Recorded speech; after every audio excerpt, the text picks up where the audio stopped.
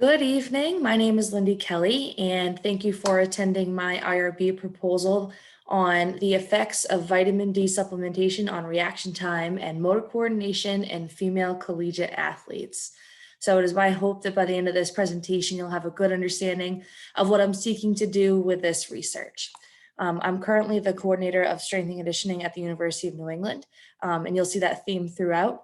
And I truly hope to be able to do this research someday in real time at UNE. So what's on our research radar tonight? We're going to be discussing some background and relevance on this topic. We'll briefly review the research question and hypotheses. We'll also do a bit of a quick literature review to provide further background on the whole scope of the project. We'll talk about the research methods and study design and statistical analysis, the testing and data collection process, the location and the resources, the intervention that we'll be utilizing, and then a bit of a discussion and some special considerations.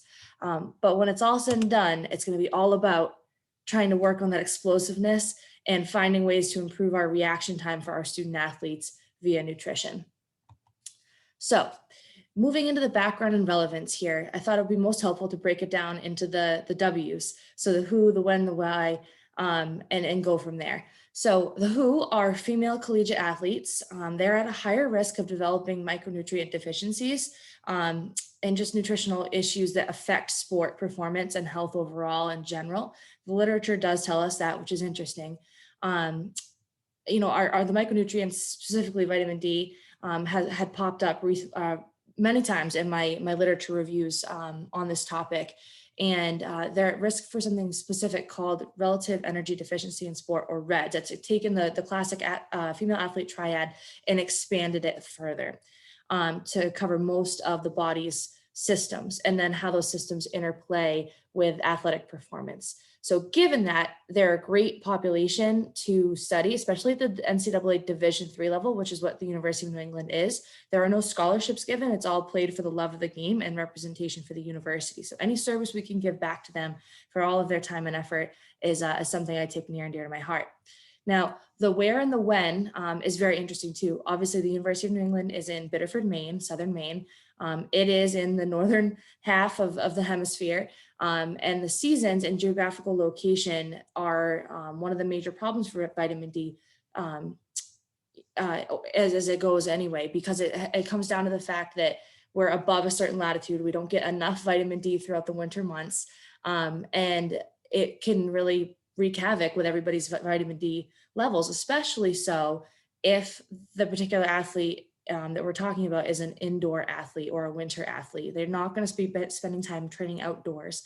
And because of that, they're getting even less exposure to sunlight, even though we know based on the literature that we probably aren't going to be able to synthesize much through biosynthesis in our skin just by being outside in the winter anyway, because of our latitude. But if you pair that with poor fueling patterns that are inherent to most collegiate students, let alone student athletes, we have a really high impact negative one on our ability to create the vitamin D and or intake the vitamin D that's needed. And our why for this particular project and this particular study is to look at the impacts that it has on neuromuscular reaction time specifically and motor coordination. And we're going to do that via hand-eye coordination and a multiple effort jump on the lower body. So we're looking at both how the hands and the eyes coordinate with the lower body. And that is sport. The whole body, the whole total kinetic chain is involved. And I think that's really important to understand and study rather than segmental. And most of the literature that we'll review in a moment has looked at segments, whether upper body or lower body or neurological impairment, but it really hasn't put everything together. And I find that really fascinating because we know that better motor timing and better, neuromuscular control when we want it and timing when we need it to happen most can help prevent injury and keep us safe while we play, but also enhance our performance. There's just a major gap in the literature in this particular regard with this population. So I'm very excited to dig deeper into it. So the research question is, will a regimen of vitamin D supplementation in female collegiate athletes who are insufficient or deficient improve reaction time and motor coordination performance in a multiple effort jump and a hand-eye reaction time test? That's the big question. So our alternative hypothesis is that a weekly bolus dose of 50,000 IU, so it's a mega dose of vitamin D3 for 6 months, will not improve hand-eye reaction time and jumping, motor coordination in female indoor collegiate athletes. And null hypothesis, we're hoping that it is the case, that it will help us improve those particular facets of performance. So in terms of review of literature, we've touched on a couple of things already, but I wanted to expand just a bit further so that we had plenty of background on this and the understanding of why it's necessary to study.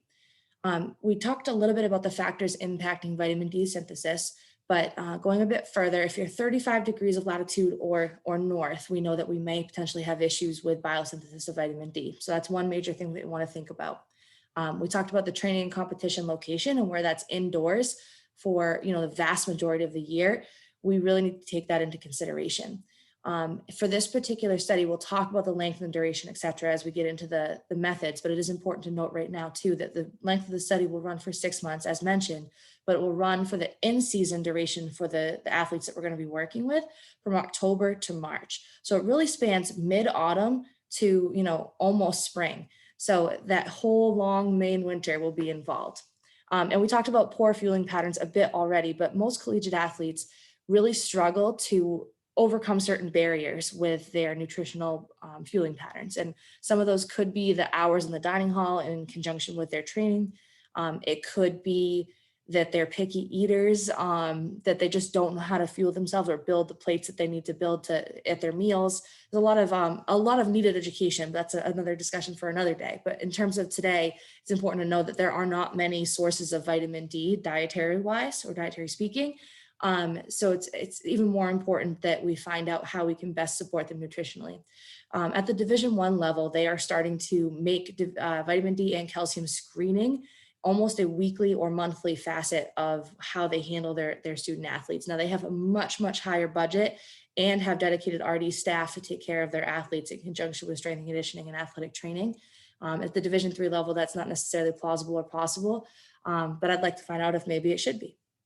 In terms of the role of athletic or vitamin D in athletic performance, specifically speaking, we know that it affects almost every major system that also affects an athlete, just human beings in general. But the musculoskeletal system is highly impacted. Vitamin D is very important in how muscle acts, both type 1 and type 2 muscle fibers, but more so on type 2, which is explosive movements, right? And reaction time needs to be fast. It correlates well with power. So that's an important note. It's very important for neuromuscular and neurocognitive abilities. It has a really important role in brain chemistry and cell communication, and not just within the brain, but within the spinal cord, the central nervous system. And it's been less studied, which is even more fascinating, in the peripheral nervous system. So what controls our limbs and everything on the outer workings of the central nervous system, which really is where sport is played. So that just fascinates me as well and is a big part of what we want to try to find out. But we do know that vitamin D supplementation can help with neurocognitive abilities, and it has a bit of a neuroprotective effect as well. But that's mostly in an elderly population and mice. So not much has been studied on that in athletes, healthy college athletes yet. It also has an impact on our immune system. Vitamin D is a really important facet of that, as well as our cardiovascular system. But today we're mostly focused on those first two, that musculoskeletal and neuromuscular junction and reaction. And then in terms of supplemental regimens, there is a hotbed of contention about how much vitamin D is the right amount of vitamin D for anyone to take, let alone athletes, collegiate athletes. Again, most of the research has been completed in an elderly population, but it has not really crossed that bridge into athletic populations yet. There's some speculation that potentially when we get to a optimal level for vitamin D serum levels for bone health, which is about 30 nanograms per milliliter, that probably might be enough, but we don't really know that it is, and we think that we might need more. So a lot of the further discussions and conclusions of studies ask for that further piece of research, and that's what this study is hoping to address, is finding out kind of where that sweet spot is. Do we need optimal levels, or do we need above optimal levels? Obviously, we don't want to get to a toxic point, right? But where is that kind of sweet spot, and how do we get there? There's a need to explore whether mega dosing might work and or where we might need to be. Now, it's also really cool that it's shown to be effective in that elderly population already. So if we can then cross that bridge, it's going to make a huge benefit for our student athletes, especially at UNE. Now, as I've already mentioned, UNE, this will be taking place at the University of New England on the Biddeford campus at the Harold Alfond Forum, which is our athletics complex, but we also share it with the Department of Exercise and Sport Performance and the Applied Exercise Science program. So we'll be partnering with Nor'easter Strength and Conditioning and Applied Exercise Science, as well as the athletics department in this process. And it's important to note that any sort of approval is always sought through our IRB system, but when athletes are involved, we also have to make sure that it's NCAA compliant. So we'd be working with our director of athletics, Heather Davis, to make sure that happens, as well as Kurt Smythe, our associate athletic director, who's in charge of NCAA compliance. The testing itself will take place in the Nor'easter Strength and Conditioning facility, the AES teaching laboratory and classroom, as well as the Department of Exercise and Sport Performance Research Laboratory. We're very lucky to have such great resources at our fingertips. And the ability to collect and process all of the data would happen on campus, which is great. And I certainly would seek to make sure that we're involving our undergraduate population in the study as a part of our research team, but of course would make sure that all of that abided by UNE's IRB code of conduct for working with human subjects, and they would all be city trained in the ethics, etc. So from a subject demographics and recruitment standpoint, we already discussed that we're going to be working with female collegiate athletes, but who specifically? I did mention that we would be seeking to look at indoor winter teams. And that said, we would be in an age range of 18 to 22 years. They'd all be athletes from UNE, and they would be the population specifically for all four teams that we'd be looking to work with. We'd be looking at women's volleyball, so about a population of 17, women's basketball with a population of 16, women's swimming with a population of 22, and women's ice hockey with a population of 25. Now, volleyball season ends in mid-November, almost to Thanksgiving. So I had considered not including them, but I do think it's important to include them because they keep training, hard with us as well right through the winter. So especially where they're an indoor team, it made sense to include them in this study. I did not run a G-power calculation just purely because I have a very set population already. I know that is a potential limitation for this particular study. However, based on how it went, we could then maybe expand in the future to include other colleges in Maine. So that is our population. Now, in terms of recruitment, we would want to make sure that these athletes understood that they have the opportunity to participate. They are not going to be held to it. They can certainly opt out if they would like to, and I'll discuss that again at the end. From a research and methods and design standpoint, it will be a quantitative analysis, quasi-experimental in nature, and we're going to use a regression discontinuity design. And what that means is that although we're not going to be randomizing our groups, just because it wouldn't be ethical to take teammates and say, you're going to get one treatment that might help you athletically and health-wise, and tell other teammates, no, I'm sorry, you don't get that. Even though it would be random, it just doesn't feel right to do that, and it's not ethical. So we want to make sure that everybody has the opportunity to participate as long as they meet certain criteria. What the regression discontinuity design will allow us to do is ensure that everybody has a place within the study. It's just that some will receive the treatment and some may not need the treatment, but they can still participate with the actual hand-eye training and jump training, which might help them in the long run. So we'll have two groups, a treatment group. One, when we screen them, will be between 12 and 20 nanograms per milliliter, which is considered insufficient or deficient. So they're our treatment group. We know that they need our assistance. Our control group, however, would be anybody who was below 12, so severely deficient, or above 21, which would mean that they're kind of in an optimal range already. Now, I will mention this later, but it's important to note that the control group that would have less than 12 or be severely deficient, we would make sure that they seek treatment right away. We would not just leave them to their own devices, but they may need further treatment than we are. It's within our scope to provide, if that makes sense. Now, this whole study would be about 6 months in duration. And again, most studies have looked at a range anywhere from 4, even 8 days, as small as 8 days to as many as about 12 weeks. Not many have looked past that with mega dosing specifically. So again, we might need to do a longer duration supplementation in order to find more information. So that's what this is aligned to do, but it also aligns nicely with the in-season of these athletes. So It will help us with our access to them and their ease to participate in the study. It's a win-win on that front. So there are basically 5 phases within this. The first is a pre-testing, in which we'll look at their serum levels, et cetera, and make sure that they're falling into those, what group they're going to be in, stratify them out into that regression discontinuity design. Phase 2 within phase 1, excuse me, before I move on, we'll also be looking at their anthropometric data. We'll talk about that more in a minute. Because if their BMI is above an overweight or obese category, we would not include them just because of concern of toxicity risk. In phase 2, we're going to look at those reaction time tests. So we'll look at the hand-eye coordination test and the jump test, and we'll collect that data. In phase 3, we're going to go 8 weeks from the pretest. We're going to allow 8 weeks of treatment to happen with the dosing before we check in again. 8 weeks is about where we know we should be at that optimal bone health level of about 30 nanograms per milliliter. So at that point, we will check in again with them, and we will repeat all of the testing except for the DEXA scan that we will do in the very beginning, because we don't want to expose them to added radiation if we don't need to. And then in phase 4, we will check in monthly after the 8-week check-in. So we'll check in at 3, 4, and 5 months respectively with all the testing again, minus the DEXA. And phase 5 would be our post-testing, which would include the DEXA. We would repeat everything again, so we have those comparison points. In terms of statistics, we would seek to get the mean and standard deviation of each of the tests so they can be compared pre and post, as well as each monthly stage, as I mentioned. We'd compare the individual data points for each athlete pre and post for all of the tests, and we would run matched paired t-tests with a p-value that we'd be seeking of 0.05.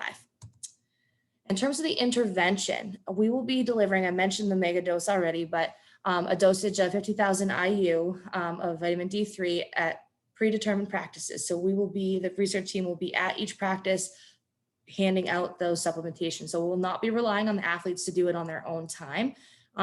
Although that would be more real world in some respects, we have the ability and access to them. So it makes sense to go to them and meet them where they're at with this study. We also would seek to draw calcium levels, just because we know how important vitamin D and calcium are in the conjunction with working with one another. It makes sense to do it at the same time if we have the capability. And we would draw those, as I mentioned, both pre and post, and then at those monthly check-ins. Now, the athletic testing, again, we'd seek to do pre at the 8, the 12, the 16, and 20 week mark, and then post. And there are 2 particular types. I mentioned the hand-eye and the jump testing. I'm going to go over those more in depth here in just a moment. So in terms of testing and data collection, we will do their height and weight right away. And we'll run them through the DEXA scan so that we can get their percentage of body fat, their percentage of lean mass, and their BMI.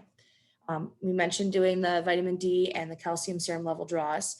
And then we'll be using what's called the BLAZEPOD flash reaction training system for the hand-eye coordination, and the just jump system for a multi-effort 4 time in a row jump. So we do have a DEXA in our research laboratory in the Harold Alfond Forum, and it gives us a report that looks much like you see on your screen here. And this is our actual DEXA in the background here, with a student running another student through it as part of our student-led research teams. This was pre-COVID, it's important to mention, that's why they don't have masks. But this will be a very, very valuable aspect of our study so that we can really get a good understanding of what their body composition looks like currently and at the end. In terms of vitamin D serum measures, we can take these in our teaching laboratory in the Harold Alfond Forum. It is set up to handle human specimens, which is great. If we used a system like the Unisampler device, we would not have to send it out to be managed. We could do it in-house, which would be another great experience for our research team and handled well. We do have a good history, as the picture shows in the background, of handling human specimens specifically on campus in this particular laboratory.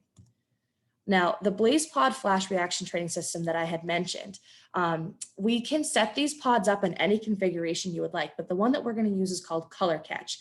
And the idea behind it is that you set it to flash to a certain color. So we're going to use yellow for all teams. No, we're not going to change the color up each time. We'll make it a standard. And what will happen, this little phone readout here, it works on a phone app. We'll be using an iPad, a university issued iPad, to make sure confidentiality is maintained. And each athlete will have their own profile that's created for them, athlete A, B, C, etc. So again, there's no names tied to it for just for continuity's sake and protection's sake. But as the athlete competes in this, you'll hear me coaching a little. Okay, you'll see this athlete attacking the drill. You'll see the pods light up. Now, in this case, they were red when we were doing this in a training session, but their job, all of these pods are placed 6 feet apart. They have to shuffle to them, get to them as quickly as they can, and tap the top to turn it off. So it is a hand-eye reaction test, but it also incorporates our lower body. Again, that total kinetic change. But you'll see as he's doing this, all of these little reaction dots popping up for the duration of 30 seconds. It's pretty neat stuff. Yeah, so good. So, you know, you'll see the total hits that they get. You'll also see right here the average reaction time in milliseconds for each hit, which is really interesting. So you can break it down by hit. You can also break it down by outliers, and you can also look at the groupings of it. Just fascinating stuff in general. So each team or each athlete within the 4 teams will participate in this testing. It does have correlation to all 4 sports, which is great. And we picked 30 seconds because it, again, does correlate to all sports. For basketball, it's a 30-second shot clock. For hockey, they're on the ice for shifts anywhere from 30 to 45 seconds. So it's very energy system specific. For swimming, if they're running are swimming a sprint race, their down and back is going to be about 30 seconds for them, down and back one length in the pool. And for volleyball, the average rally lasts around 30 seconds. So it felt like the best fit to ensure that we're being energy system specific within the hand-eye reaction testing. Now, the next piece of this will be the Just Jump system. Now, the Just Jump system is a 24 by 24 inch mat, and it has a handheld controller, which you see right here, okay? And you can set it to different settings, but we're gonna use what's called the jump 4 time setting, or the multi-pole effort jump. Now, when our athlete here does this, you're gonna see her jump 4 times as fast and hard as she can. We are looking for height and for speed, and you'll see that there are 3 numbers that I'll read out towards the end here. This is something that we do with our athletes often. We've seen enough data to know that it is consistent, and it's been used in quite a few studies as well. But it is a great measure of repetitive lower body coordination and spatial awareness and timing, because if they step off the mat, they have to restart the test. It stops reading. So you'll see that she kind of travels a little bit as she's doing this. She's not completely coming up and straight down in the same plane of motion. That's something that we're going to note biomechanically. Can the athlete maintain the same spatial orientation while they go through this test? And vitamin D works on the neuromuscular junctions in that communication aspect, and smooths that out if we have proper amounts for our body and in our brain. So it follows that potentially that would help these athletes do better in that kind of aspect. So we'll watch her test. 1, 2, 3, she gets 4. Okay, so you'll hear me reading these out right here, but 0.48, 1.25, and 17.2. So 0.48 is her amortization phase, or the amount of time that she spends getting on and off the ground. We want that to be as low as possible. So under 0.5 seconds is a great score to start. The second number, 1.25, is also in seconds, and that's her time spent suspended in the air, or what we like to call hang time. So the more hang time that she has, the longer she spends suspended in the air, the more power she's creating and the more in control of her body she is. And the 17.2 is in inches. That's the average of her 4 vertical jumps. So again, great number line right there. Hopefully we see lots of these in the research and they get even better as we go. But really interesting to see how athletes spatially organize during this particular test. So to round out tonight, just some special considerations that I had touched on throughout, but I wanted to bring us home with. All of these student athletes on these 4 teams will be invited to participate. We'll sit down with them in a meeting to help recruit them and give them a handout with all of the information involved. And then we'll send them home for a week to think about it, of course, with our emails if they wanted to reach out. And then we'll meet with them again to sign them up if necessary with the proper consent, et cetera, and make sure that it's all cleared through our IRB and NCAA proposals. And then they'll be stratified when they decide to participate based on their serum vitamin D levels. And then, like we said, all will receive the training. We'll make sure the ones who are deficient or if they are on the toxic realm, get the treatment that they need. We'll be encouraged to do so. But we'll be really focusing on that group that's insufficient or deficient. But we want to make sure that the teams all have the equal opportunity to participate in the training. Those are who are, we already mentioned, are deficient or toxic will get the copy of their laboratory reports. We're not just going to send them out for help. We're going to send them with their lab reports so they have more information to be taken care of. And we'll follow up with them as well via athletic training. It's important that we catch all of that together and take care of our student athletes with a safety net.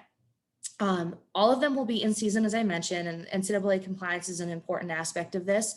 They can only participate 6 days a week, and they have to have one scheduled off day a week. So we'll make sure that we schedule a time where weekly we are going to each of the 4 teams to provide their supplement. And when we have our monthly scheduled testings to repeat the testing, we'll make sure that we work closely with the head coach to ensure that NCAA compliance is met and that it's a good day for them to test. We want to make sure the testing happens when we don't have any other competing factors. So pre-practice and certainly not on a game day. So they're not thoroughly fatigued at all. And we're getting the best data we possibly can. But we'll work with the head coaches to make sure that that gets done. And it's important to know that the student athletes will be able to participate or not participate with zero fear of repercussion from their head coach of the university. A lot of times they might feel the need to do it if the rest of their teammates are, but we will make sure that they understand that that's not the case. And then the frequent testing throughout the intervention is very important, not only from trying to figure out where that sweet spot is with our dosing strategy, or the length of the dosing strategy, but also just as a safety precaution to make sure that we're not approaching toxicity at any particular point. Because we want to, again, keep our health and safety of our student athletes in mind. This is all for not otherwise. We want to try to find ways to improve their overall experience here at UNE and just make it the best 4 years possible for them. And that's how this all ties in. So here are my references, and I'm really looking forward to any specific feedback that the IRB proposal team or my classmates have for me so that we can make this study as bulletproof as possible. And like I said, I really would seek to run this study someday in the near future. So thank you very much for being here with me tonight.